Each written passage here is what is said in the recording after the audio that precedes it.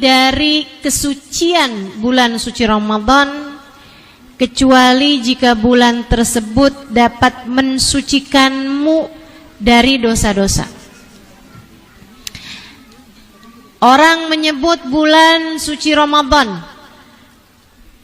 ada juga yang menyebutnya bulan mulia. Bulan Ramadan adalah bulan mulia.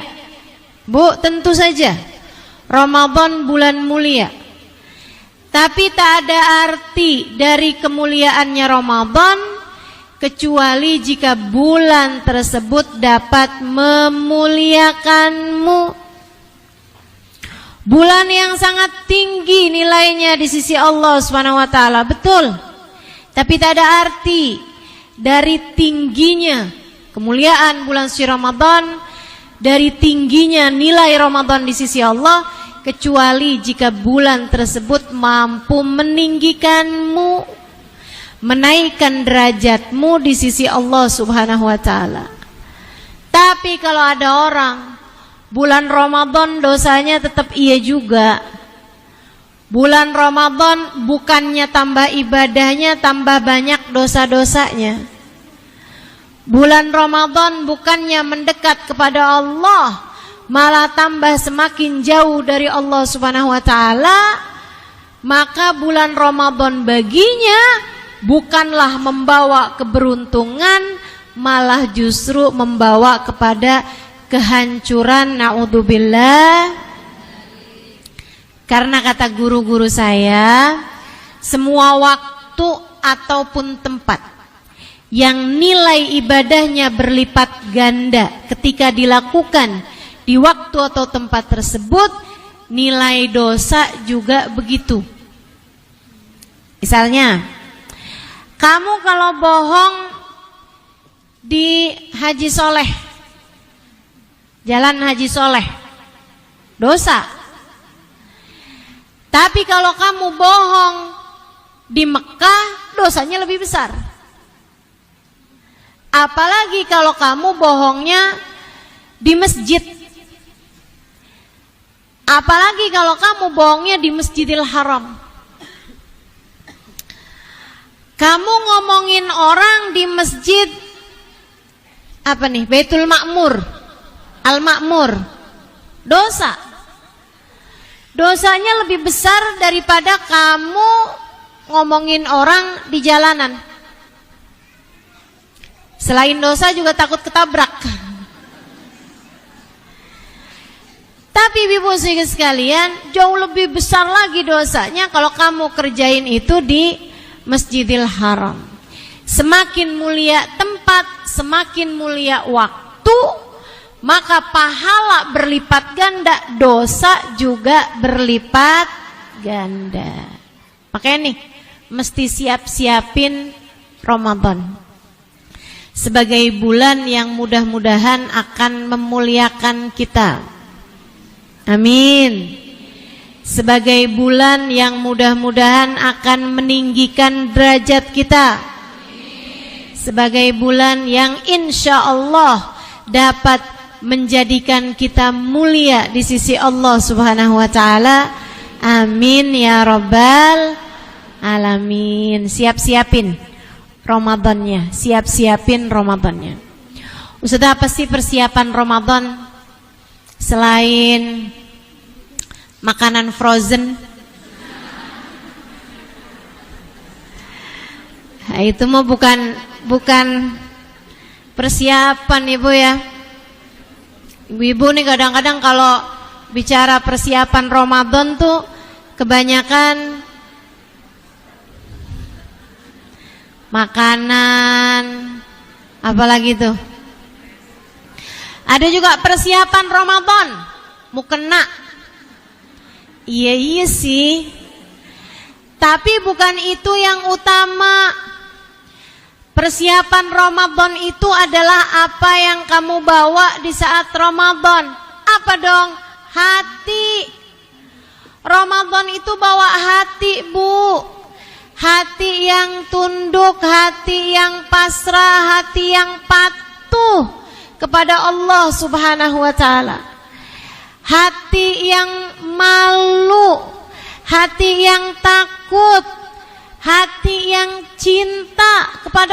Allah Subhanahu wa taala.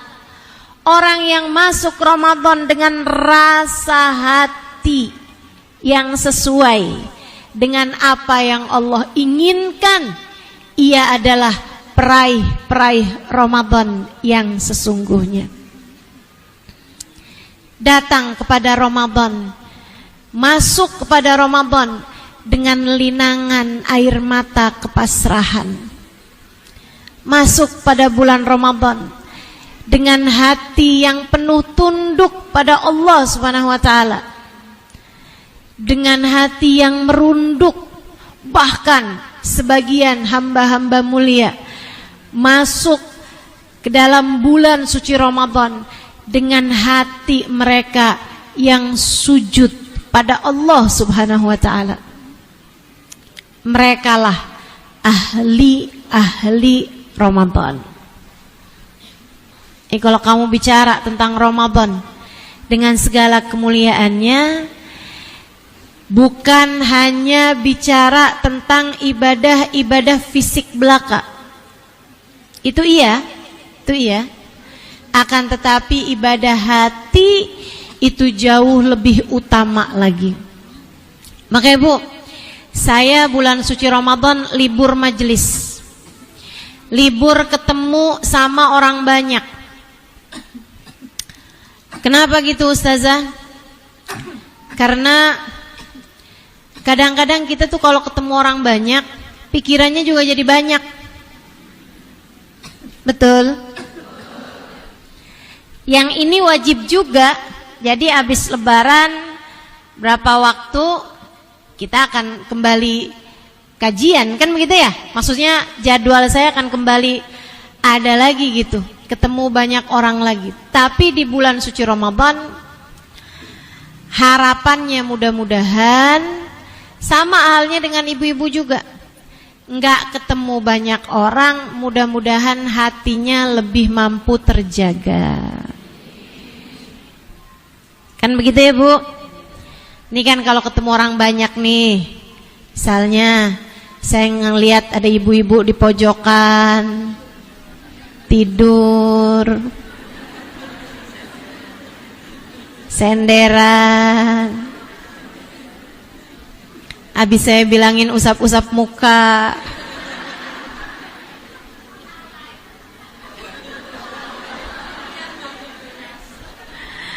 Masya Allah. Kadang-kadang ada yang lihat ibu-ibu gitu kan, sambilan dengerin saya, tapi matanya nanar kemana-mana. Saya kan jadi mikir lagi ngelamunin apa nih. Ada lagi yang matanya ngelihat saya tapi mulutnya kebuka lebar bener. Masukin roti.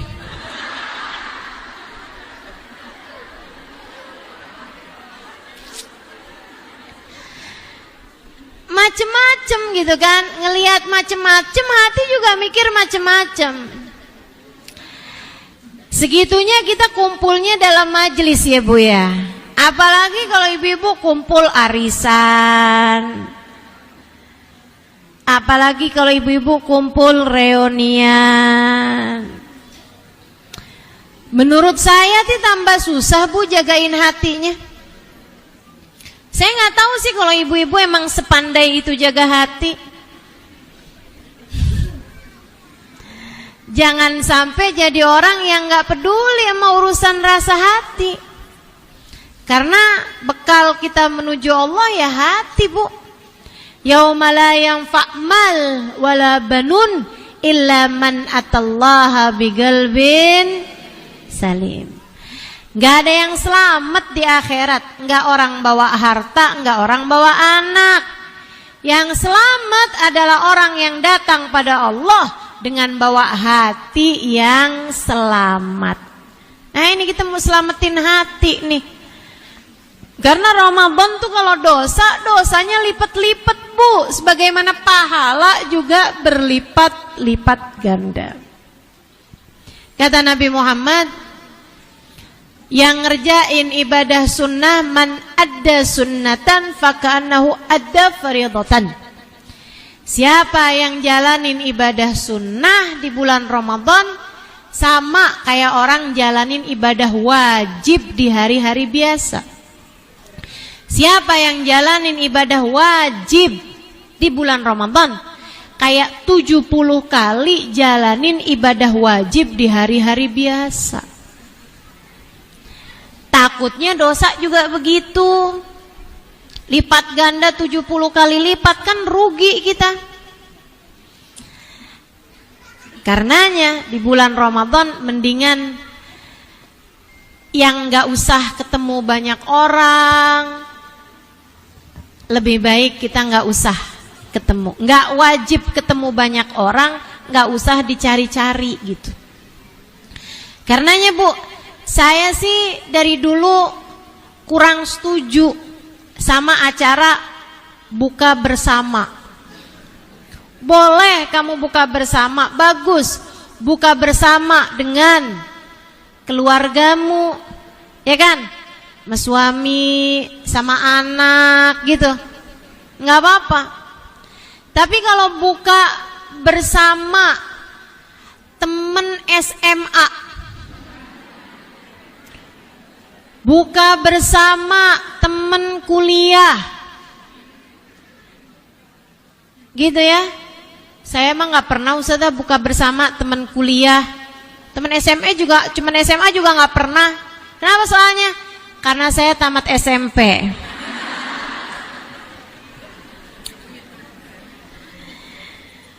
Bukan begitu maksud saya. Tapi Bu, kita sendiri tahulah mana hal-hal yang kurang pandai bagi kita buat jagain hati.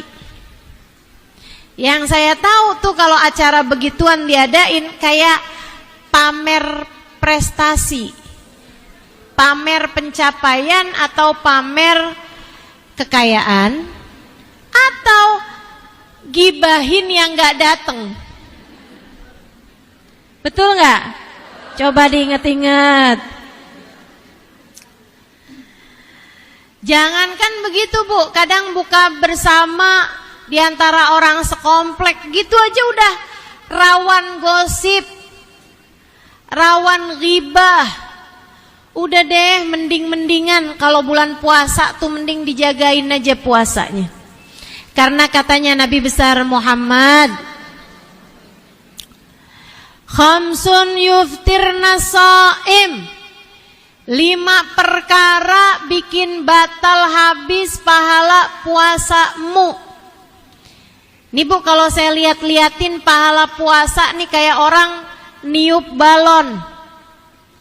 Biar gampang Ibu bayanginnya, kayak orang niup balon.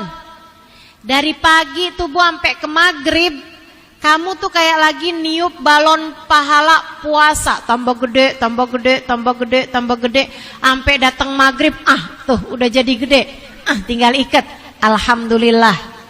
Kan begitu. Tapi hati-hati, begitu kena jarum, apa yang terjadi? Pecah, meletus, balon hijau.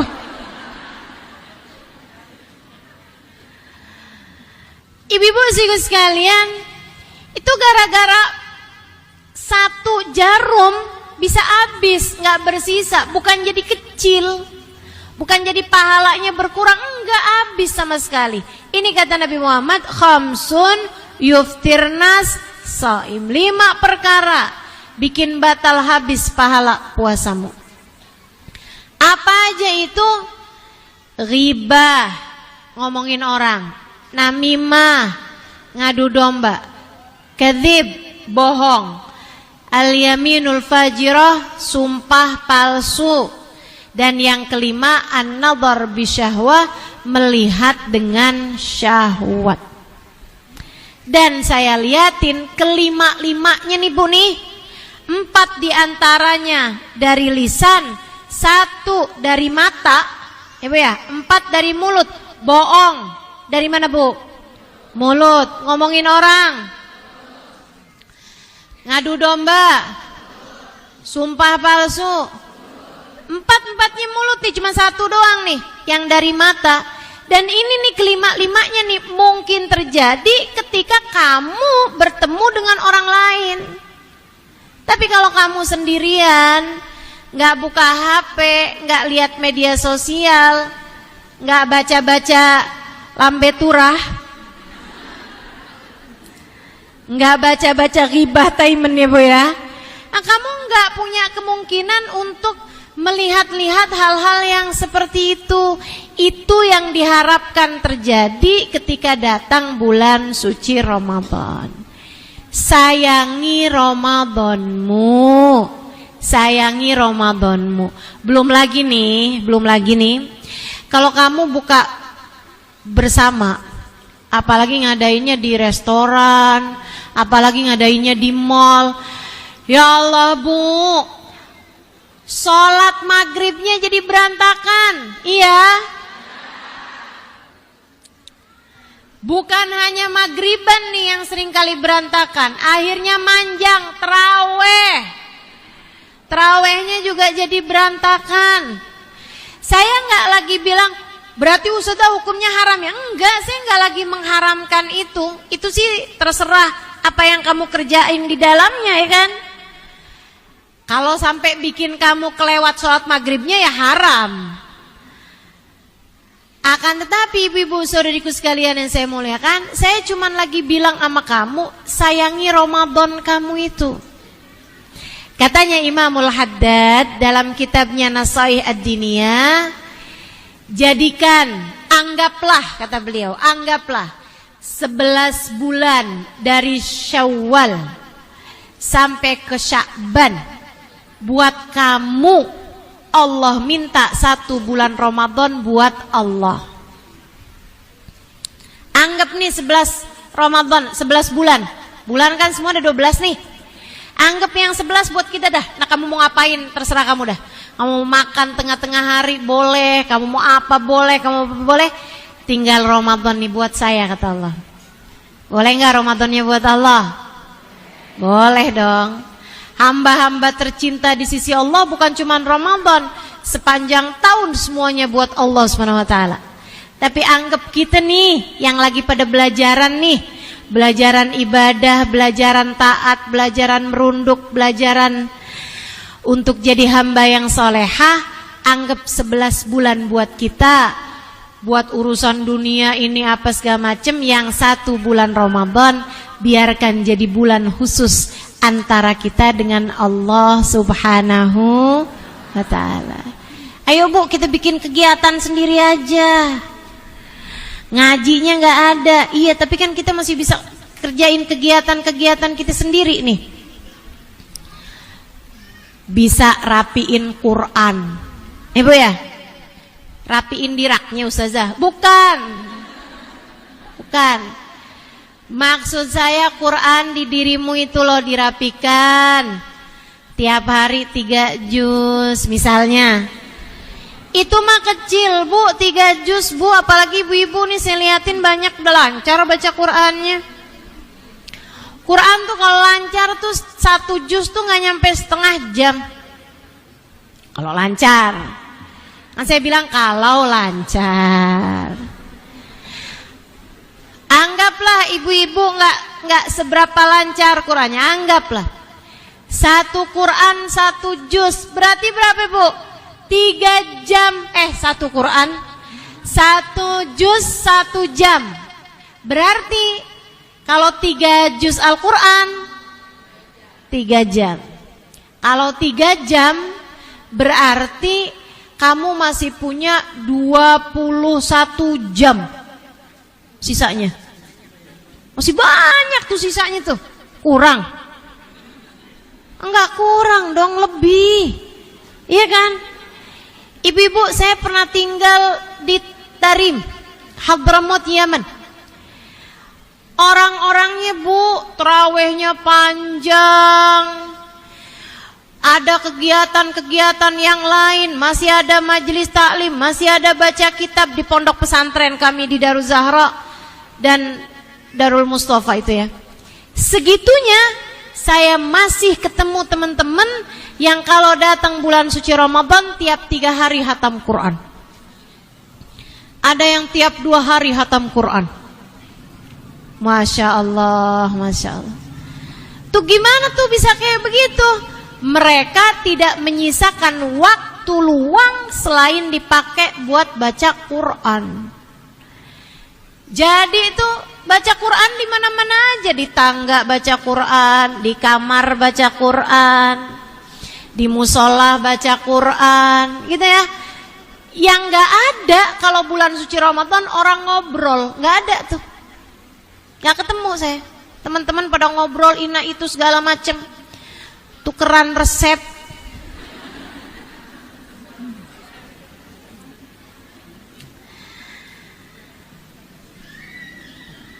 Yuk belajaran. Insya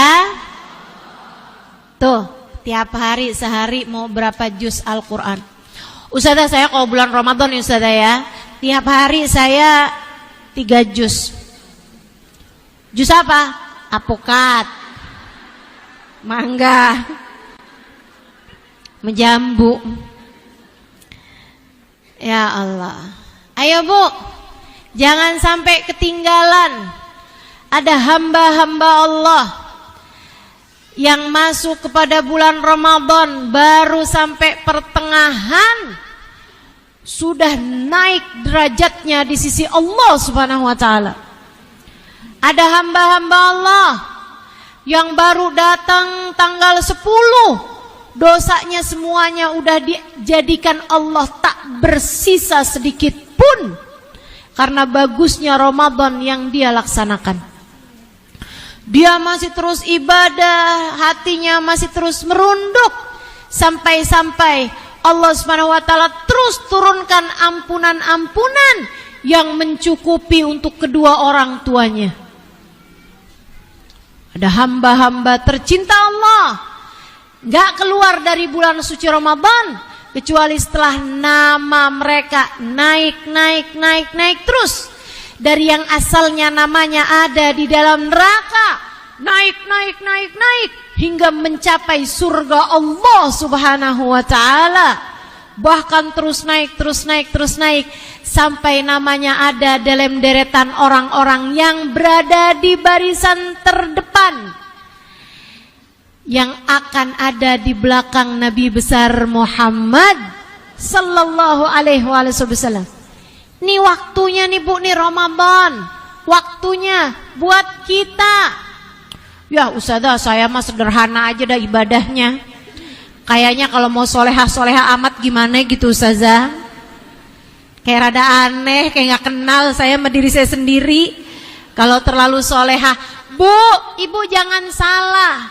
Ibu jangan mikir Ramadan mah buat wali-wali tuh Ustazah. Ramadan mah buat ulama-ulama tuh, yang ibadahnya hebat-hebat tuh para ulama-ulama. Bu, kalau buat para ulama, kalau buat hamba-hamba Allah yang tercinta, para wali-walinya Allah nggak pakai nunggu Ramadan. Tiap hari mereka juga udah kayak bulan Ramadan.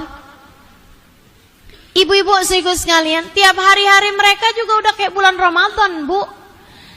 Saya banyak bertemu dengan orang-orang yang nggak bulan Ramadan aja penuh waktunya dengan zikir, penuh waktunya dengan ibadah.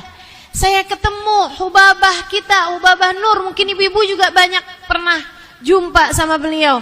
Yang alhamdulillah kita doakan mudah-mudahan tiap tahun bisa datang ke negeri kita tercinta ini.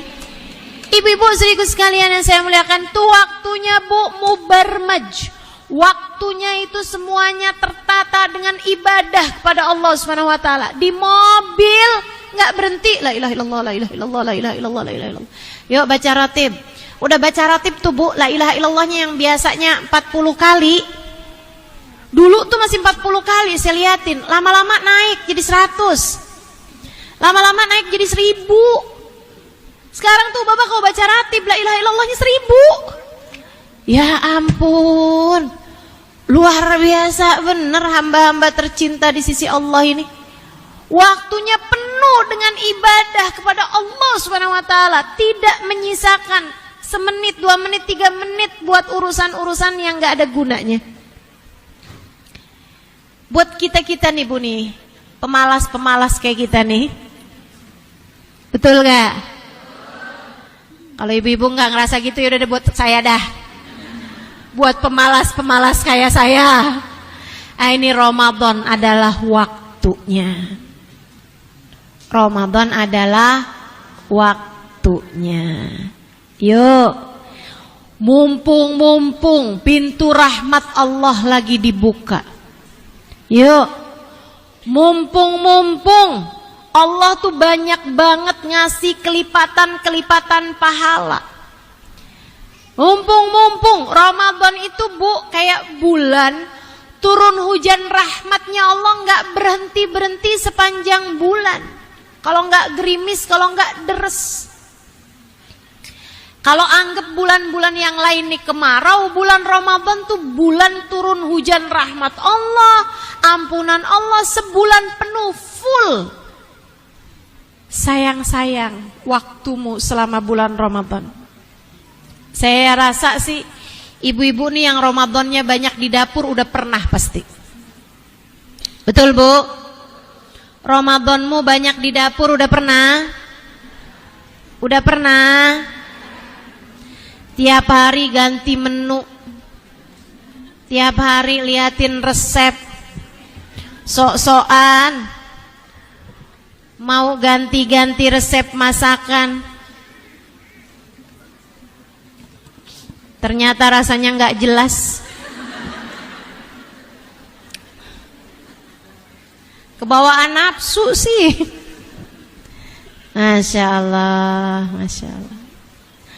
Ramadan yang isinya banyak keleleran di pasar, nyari baju buat lebaran.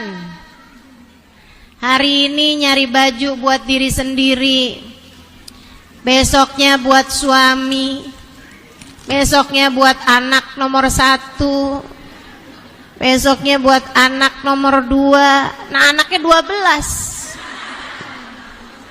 Apa enggak habis Ramadannya atu-atu. Udah kebeli semuanya baru inget belum jilbab. Tiap hari ngiter-ngiter pasar Tanah Abang. Ada tuh yang begitu. Ada. Sampai awal-awal saya di Tarim tuh, awal-awal pulang dari Tarim, pertama-tama saya ngajar di Jakarta. Lagi masih musim telepon rumah, Bu.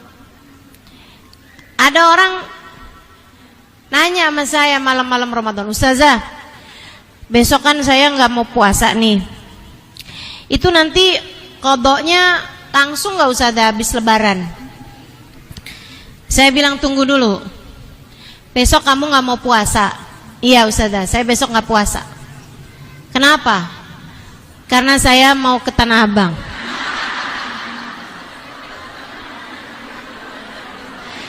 Bu maaf ya, sampai sekarang saya nggak tahu tuh siapa yang nanya waktu itu sama saya.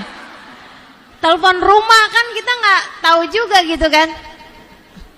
Orang nggak tahu dapat nomor saya dari mana gitu. Nanya segala macam pertanyaan. Saya bilang tunggu dulu nih. Kamu nih mau ke pasar Tanah Abang? Oh Ustazah. Ngapain? Belanja lah Ustazah. Iya saya tahu, tunggu dulu. Kamu dari luar kota? Enggak Ustazah, saya orang pasar Minggu. Dari pasar Minggu mau ke pasar Tanah Abang. Saya bilang baik. Kamu kenapa nggak pakai puasa besok? Dia bilang, ya kan capek Ustazah. Oh belanja. Belanjanya itu buat kamu punya toko. Masih bisa saya pikirin. Saya masih husnudzon nih, masih husnudzon. Dia bilang enggak Ustazah, buat beli baju lebaran. Pakai baju lebaran tuh hukumnya sunnah. Puasa Ramadan hukumnya. Bagaimana mungkin kamu meninggalkan yang wajib untuk sesuatu yang sunnah? Itu sama aja kayak orang pakai cadar tapi kagak pakai kerudung. Gimana nih coba nih? Lucu nggak tuh? Orang pakai cadar ya, tapi kerudungnya kagak.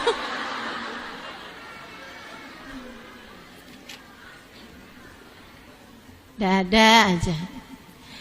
Jadi ibu-ibu sekalian, Ramadanmu tuh sayangin, jagain. Karena Bu, ini Ramadan ini aja kita belum tentu nyampe loh. Belum tentu nyampe. Ada banyak orang yang mikir dia bakalan nyampe ke Ramadan ini, ternyata meninggal dunia di hari-hari sebelum Ramadan ini. Kita bisa juga ajal kita nggak tahu. Tapi andai umur kita sampai ketemu bulan suci Ramadan ini, kita nggak tahu apakah umur kita nyampe ke bulan Ramadan tahun depan. Siapa tahu ini adalah Ramadan terakhir dalam kehidupan kita. Kalau nggak kita yang benerin Ramadan kita sendiri, siapa lagi? Dan kalau bukan Ramadan yang ini yang mau kita benerin, Ramadan yang mana lagi? Ya kan? Makanya dah, mudah-mudahan bisa jadi orang-orang yang ngebagusin Ramadannya insya Allah. Amin. Apa aja sih yang mesti dibagusin? Satu, puasanya. Ibu, gimana caranya ngebagusin puasa? Bukan dilamain waktu puasanya. Saya ini kan orangnya solehah ya. Jadi saya sahurnya maunya jam 12 dah. Nanti saya buka puasanya jam 8 dah. Nggak gitu caranya. Kata Nabi Muhammad, mazala ummati bi khair ma'ajjalul futur wa akharus sahur. Umatku akan selalu berada dalam kebaikan selagi mereka mengawalkan buka, mensegerakan berbuka dan mengakhirkan sahur. Jadi sebaik-baik sahur itu yang dekat subuh. Sebaik-baiknya buka puasa itu adalah awal maghrib tiba. Bahkan seperti yang dicontohkan oleh Nabi Muhammad. Nabi Muhammad apabila berpuasa mendahulukan buka daripada sholat maghrib. Kita kan juga kayak begitu ya. Buka dulu baru sholat maghrib. Tapi buka Bu, bukan makan segala, bukan. Buka doang, buka.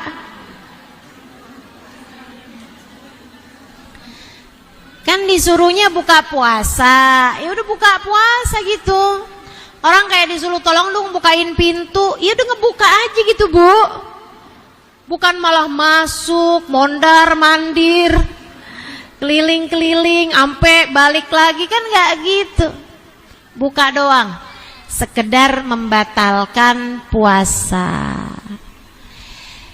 Ibu-ibu sekalian, jadi nih ya Bu ya, kita bagusin puasanya, bukan dengan cara mengakhirkan buka ataupun mengawalkan sahur, melainkan dengan membagusi puasanya bukan hanya berpuasa dari makan, minum, dan hubungan intim, melainkan memuasakan seluruh anggota tubuh dari segala perbuatan dosa. Itu puasanya baru bagus.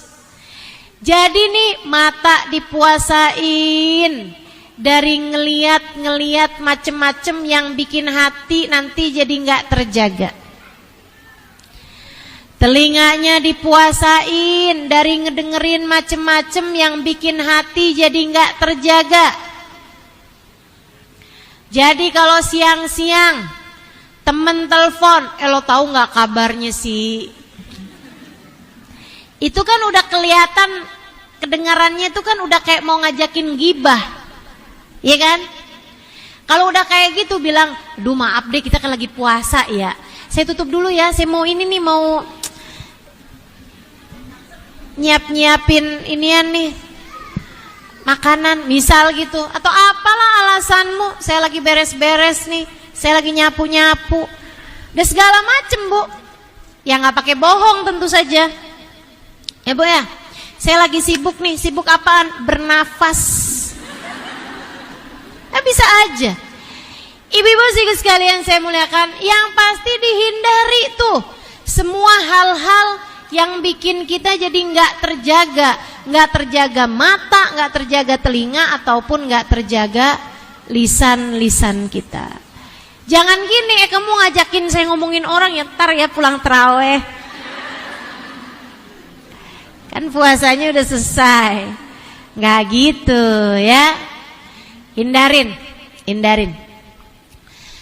Terutamanya lisan-lisan kita ini, jagain. Dijaga juga Bu dari marah-marah. Ayo, puasa yang bagus adalah puasa yang ramah, bukan puasa yang marah-marah. Ketemu sama suami marah, sama anak marah, bangunin sahur anak-anak gak bangun-bangun, marah-marah. Suami belum juga keluar THR-nya, marah-marah. Katanya Nabi Muhammad, wa Ramadan syahrus sabr, was sabr thawabuhul jannah. Ramadan itu bulannya sabar. Bu, ingat, Ramadan bulannya sabar. Ingat, Ramadan bulannya wasabar thawabuhul jannah, dan sabar pahalanya adalah surga. Jadi gitu, ingat aja pesan Nabi. Kalau udah datang hal-hal yang bikin hati nggak sabar, ingetin pesan Nabi, Ramadan bulan sabar, Ramadan bulan sabar. Sabar balasannya surga, sabar balasannya surga. Gitu aja kamu ingat terus. Jangan diikutin marah-marahnya. Bu, abisnya Ustazah emang gak bisa ngelawan setan ya Ustazah ya. Saya nih gimana sih Ustazah, walaupun bulan Ramadan tuh saya bisa marah-marah loh Ustazah. Saya gak bisa nahan godaan setan buat marah-marah. Bu, katanya setan, saya gak ikut-ikut. Kamu kalau bulan Ramadan, setan tuh gak ikut-ikut. Setan tuh pada lagi cuti. Ntar nih hari terakhir Sya'ban, Allah akan panggil semua setan-setan yang ada di atas muka bumi yang sedang bertugas. Semuanya sama Allah Subhanahu wa taala dicutikan, diberhentikan dari tugas selama bulan puasa. Baru dikembalikan ke tugasnya pada bulan Syawal. Oh, bulan Ramadan nih semuanya pada cuti. Ntar kalau bulan Syawal, maka ibu-ibu kalau berhenti Ramadannya tuh, kalau datang bulan Syawalnya, ibu-ibu girang banget karena hore puasanya udah habis. Ibu sama nih kayak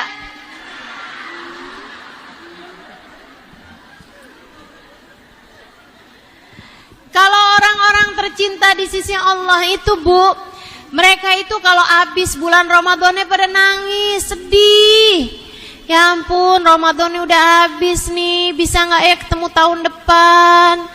Ya ampun, kayak belum sempurna deh puasanya kemarin. Sedih hati mereka, Bu. Kalau bulan Ramadan, kalau habis Ramadannya, itu kalau ditarim tuh, kalau udah hari-hari terakhir, 10 hari terakhir bulan Ramadan, wah mereka tambah habis-habisan ibadahnya. Terus tuh kalau udah mulain hari-hari mau beneran habis tuh, kayak kurang 3 hari 5 hari sebelum Ramadan, sebelum habis Ramadannya, mereka udah mulai tuh muwadda ya Ramadan, muwadda alaina bil ghufran. Muwadda itu, Bu, banjir air mata mereka karena tak rela puasa akan segera meninggalkan mereka. Udah nangis, kita mah kagak. Hore 5 hari lagi lebaran, hore 3 hari lagi lebaran. Seneng bener, setan balik. Gitu ya. Ini dia nih orang-orang yang setannya juga pas balik demen banget. Alhamdulillah, dia masih tetap juga jadi pengikut setia saya, kata setannya gitu. Jadi kalau bulan Ramadan itu setan gak ada. Kamu hanya perlu menguasai hawa nafsu kamu sendiri untuk gak gampang emosi. Tahanin. Jangan marah. Ingat, Ramadan. Sama Nabi juga digituin. Kata Nabi Muhammad sallallahu alaihi wasallam, innamas shaum junnah, sesungguhnya puasa itu adalah benteng. Fa idza kana yauma shaumi ahadikum fala yarfuth wala yafsuk wala yajhal. Kalau kamu lagi puasa, artinya kamu lagi masuk benteng. Jangan ngomong kasar, jangan ngomong kotor, jangan nipu orang. Jangan ngebodoh-bodohin orang, jangan nipu orang. Fa in syatamahu ahad, kalau kamu itu ya, fala yarfuk wala yafsuk wala yajhal. Yajhal tuh kalau bahasa anak zaman sekarang, jangan ngebully orang.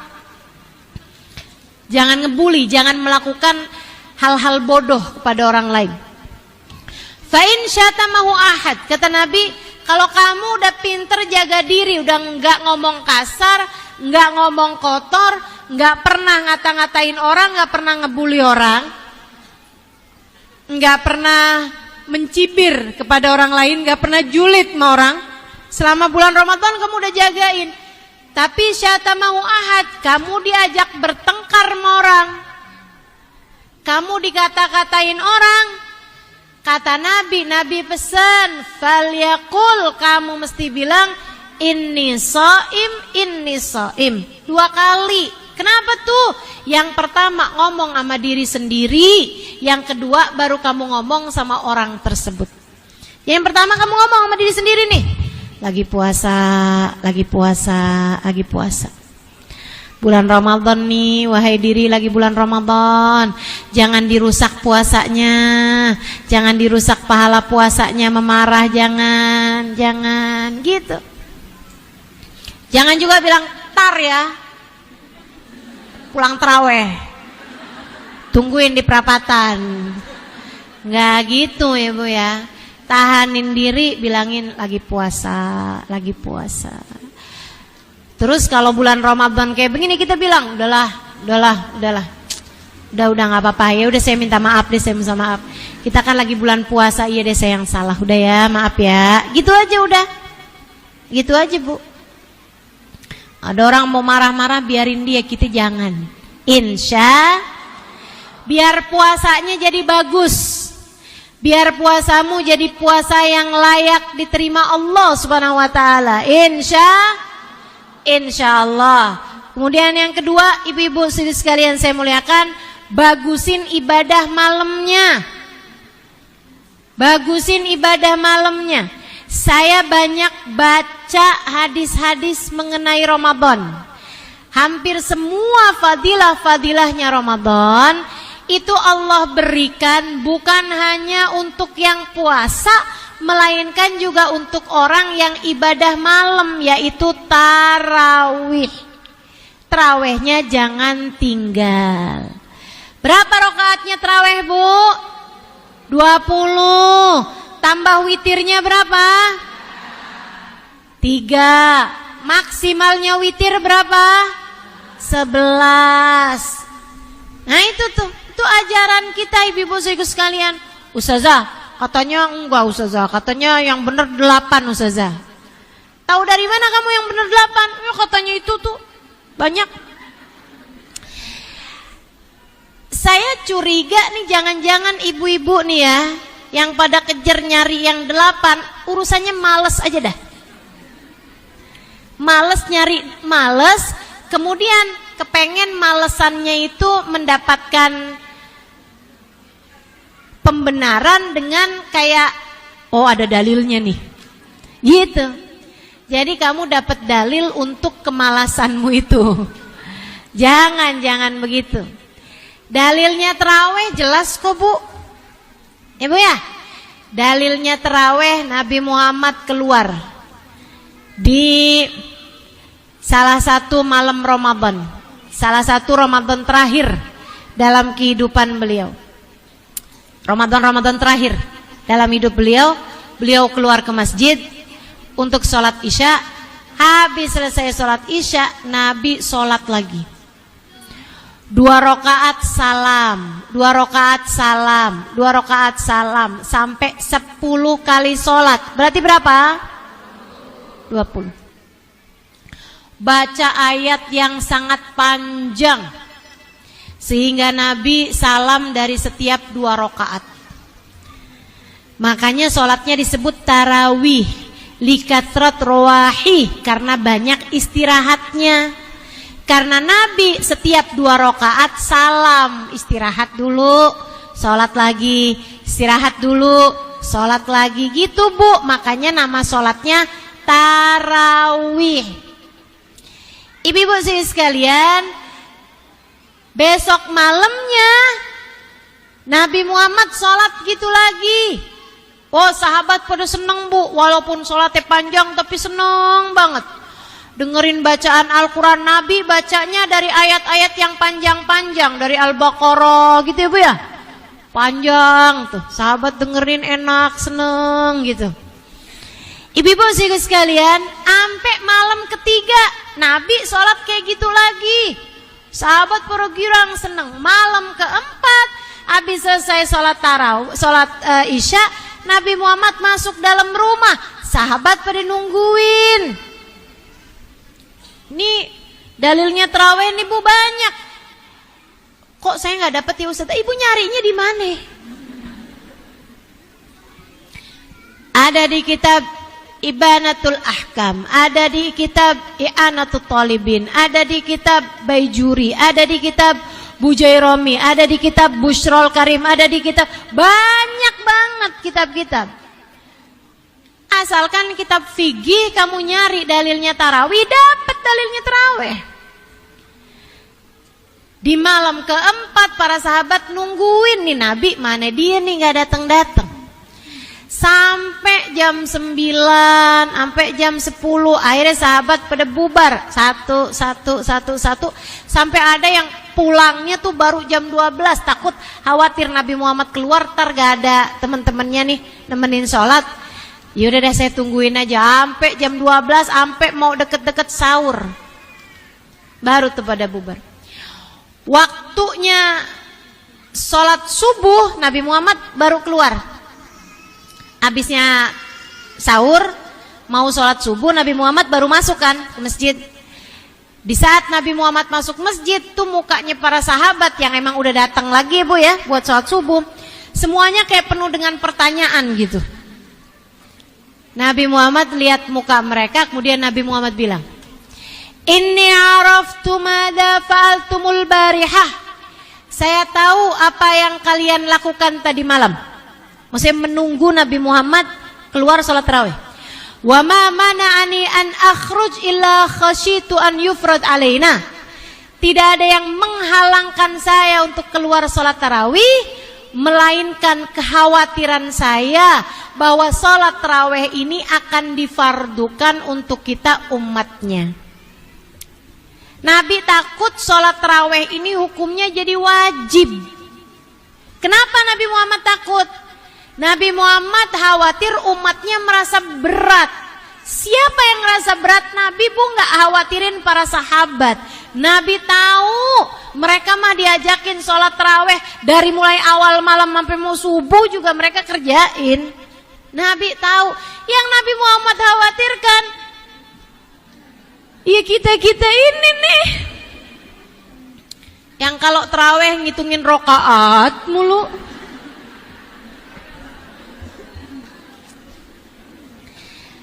Nabi maunya, kepengennya tarawih hukumnya biar sunnah aja. Kalau sunnah yang ngerjain dapat pahala, yang ninggalin enggak dapat dosa. Karena kan Nabi ngerti nih umatnya ada yang jadi sopir bis malam, ya kan? Nabi Muhammad tahu umatnya ada yang kerja jadi masinis, ada yang kerja di kereta api, ada yang kerja di mana-mana tempat, ada yang jadi hansip, ya kan? Karenanya Nabi Muhammad tuh khawatir kalau sholatnya hukumnya jadi wajib, ntar umat saya kalau ninggalin dosa. Mendingan biarin sunnah aja dah. Jadi yang ngerjain dapat pahalanya, kalau ninggal nggak dosa. Gitu. Itu dalilnya sholat taraweh. Makanya Bu, di sisa tarawehnya Nabi Muhammad kerjainnya di rumah. Demikian pula dengan tahun berikutnya. Sampai ketika wafatnya Nabi Muhammad, di masanya Sayyidina Abu Bakar, orang juga tetap ngerjain sholat taraweh di rumah mereka masing-masing.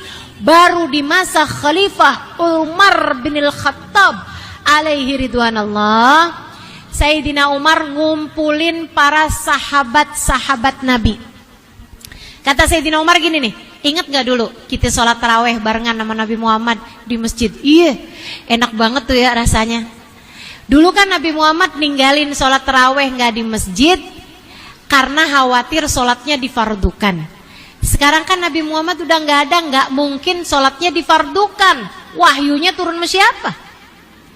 Gimana kalau kita kerjain sholat taraweh di masjid-masjid kita kembali?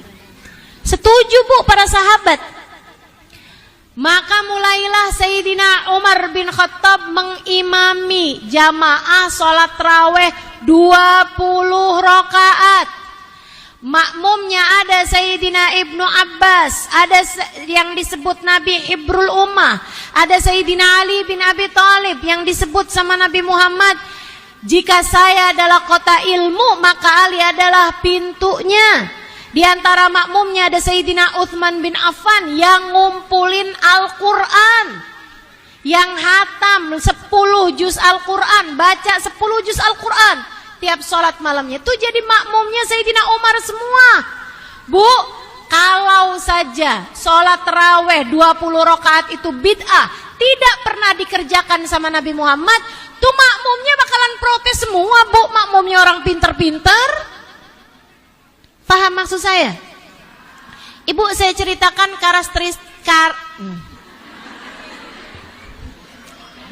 saya emang gak bisa dah Bu, suruh ngomong yang rada-rada kerenan dikit.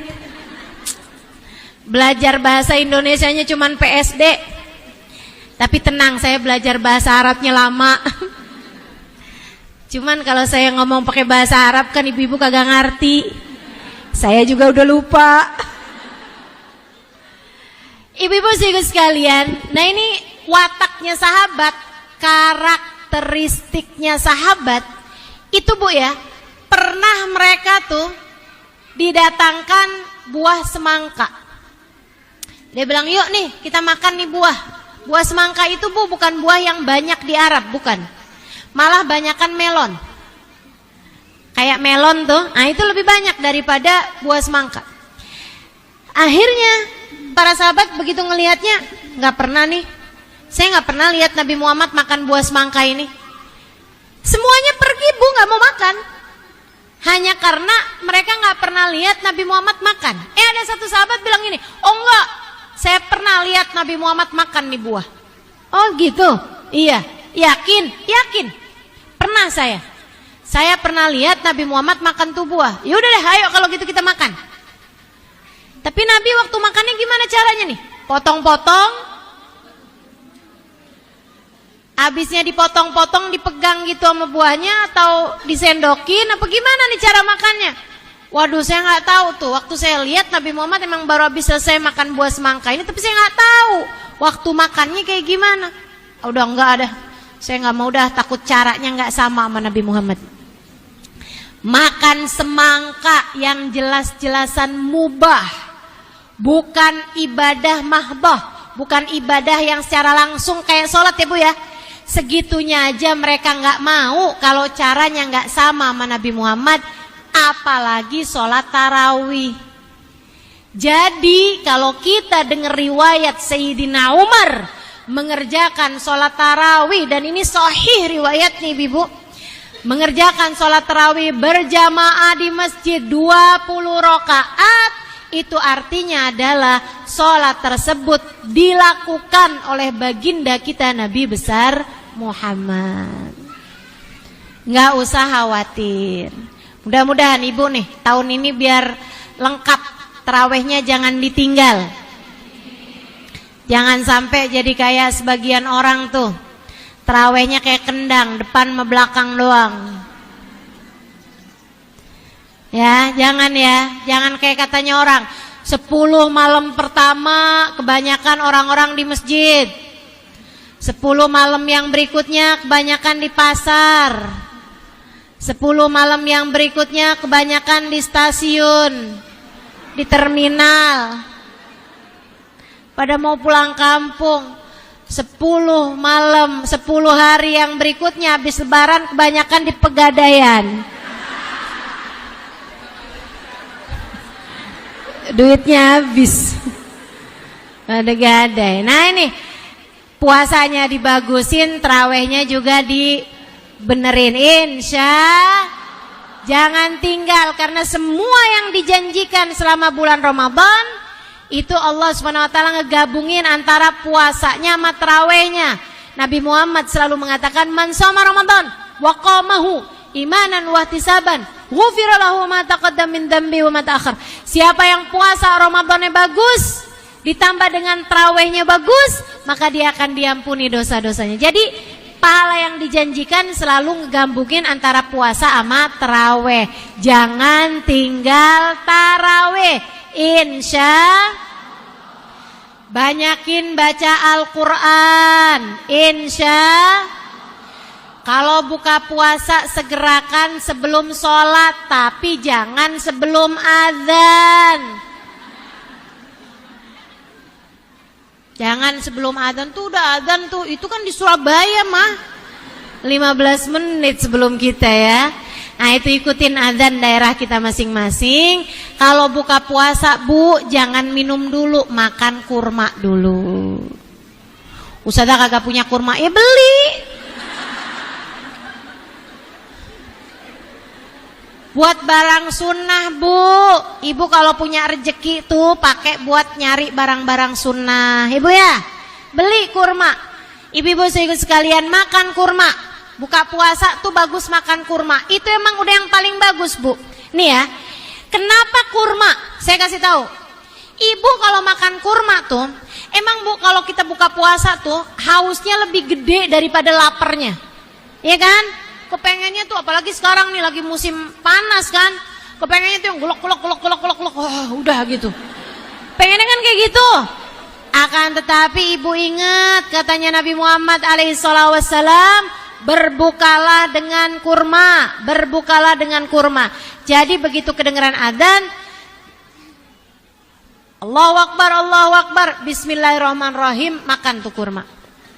Orang makan kurma kan meski dikunyah. Ibu, nggak ada kan di sini makan kurma glek. Kayak orang makan obat kan nggak ada ceritanya. Mesti dikunyah, ibu-ibu sekalian.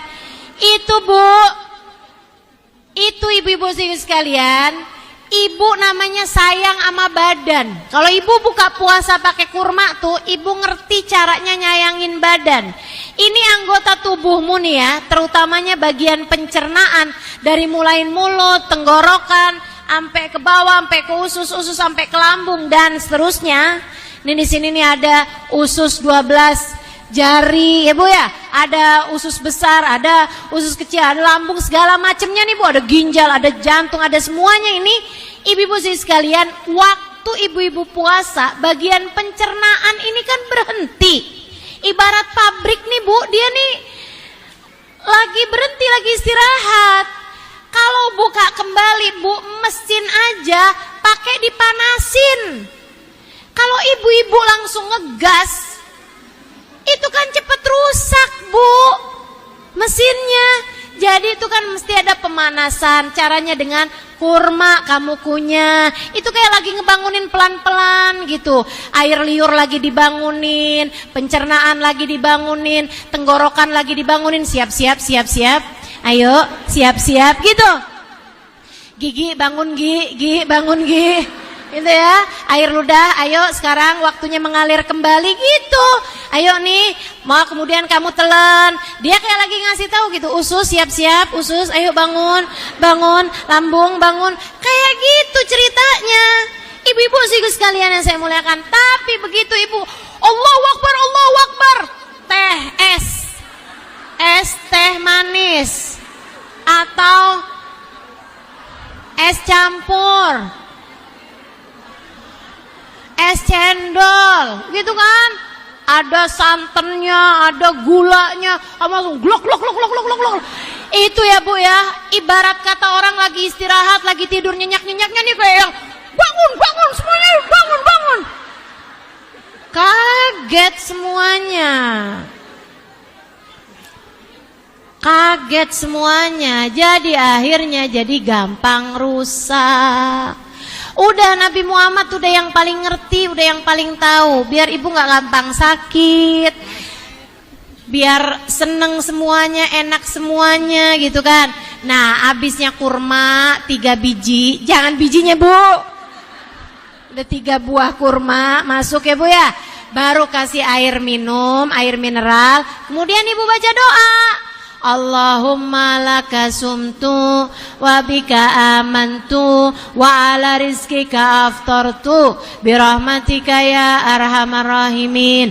Dhahabat dhama wa abtallatil uruq wa dhabatal ajru insyaallah ta'ala. Allahumma ya azim ya azim ya azim اغفر الذنب العظيم فإنه لا يغفر الذنوب لا يغفر الذنب العظيم إلا العظيم. Itu doa-doanya tuh panjang bener Ustazah. Yang apa kamu baca sambil lirik-lirik. Apa nih yang mau dimakan? Ibu-ibu sekalian, karena doa waktu itu tuh mustajab. Bahkan kami di sana di Kota Tarim, habis selesai baca doa yang itu, kami pun angkat tangan berdoa. Hajat-hajat itu liatin deh. Nih adik-adik nih yang waktunya umur udah datang tapi belum datang jodohnya.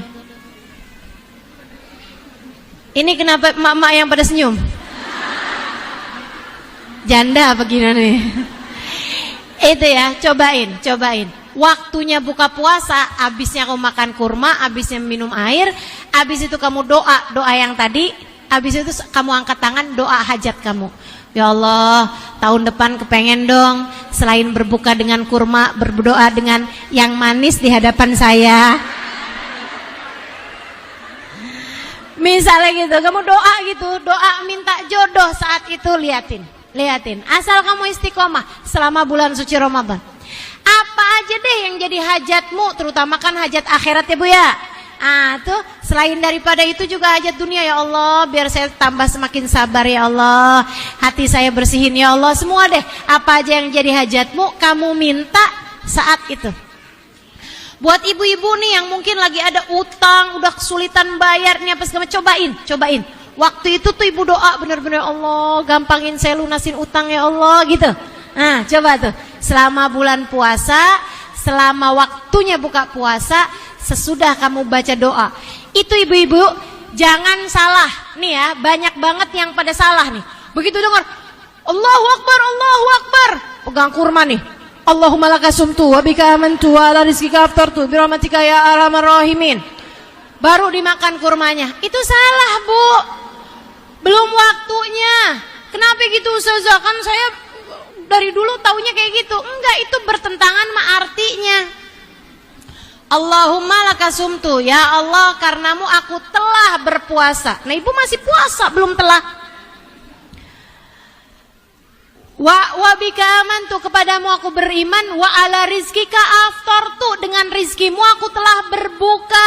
Nah ibu baru dipegang, ibu belum buka, baru dipegang. Apalagi kalau ibu bacanya dhahabat dhama, telah hilang rasa haus, masih haus. Wabtallatil uruq, telah basah kerongkongan, masih kering. Wadzabatal ajru insyaallah ta'ala, semoga pahalanya telah ditetapkan Allah. Jadi itu doa dibaca sesudah ibu-ibu batal puasanya, maksudnya abisnya ibu makan kurmanya, minum airnya, baru ibu-ibu baca doanya. Begitu, jelas? Saran saya Bu, selama bulan puasa jangan kebanyakan makan, jangan kebanyakan tidur, jangan kebanyakan ngomong.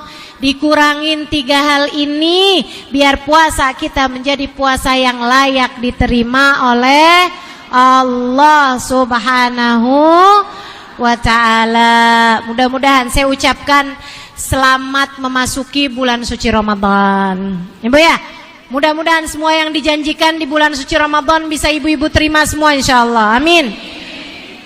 Biar ampunannya dapet, Lailatul Qadarnya dapet. Oh ya, malam pertama Ramadan namanya malam Nadhrah. Malam Allah pandang hamba-hambanya dengan pandangan penuh cinta. Nanti malam pertama Ramadan ibu jangan lupa baca surat Al-Fatah. Inna fatahna laka fatham mubina. Dibaca semuanya, itu ya, cuman 2 lembar aja kok. Nah itu ibu baca. Kalau bisa dalam sholat sunnah ba'diyah isya bagus. Kalau enggak di luar sholat juga enggak apa-apa. Baca surat Al-Fatah. Ya bu, seperti itu Nabi membuka Ramadannya. Nabi buka Ramadannya malam pertama baca surat Al-Fatah. Kemudian ibu-ibu sekalian, saya harapkan semoga semuanya bisa menjalani Ramadan dengan cara-cara yang paling indah insyaallah. Sebelum masuk bulan suci Ramadan, minta maaf sama suami, minta maaf sama orang tua bagi yang masih punya orang tua, minta maaf sama orang-orang di sekitar, biar masuk bulan Ramadan dengan membawa hati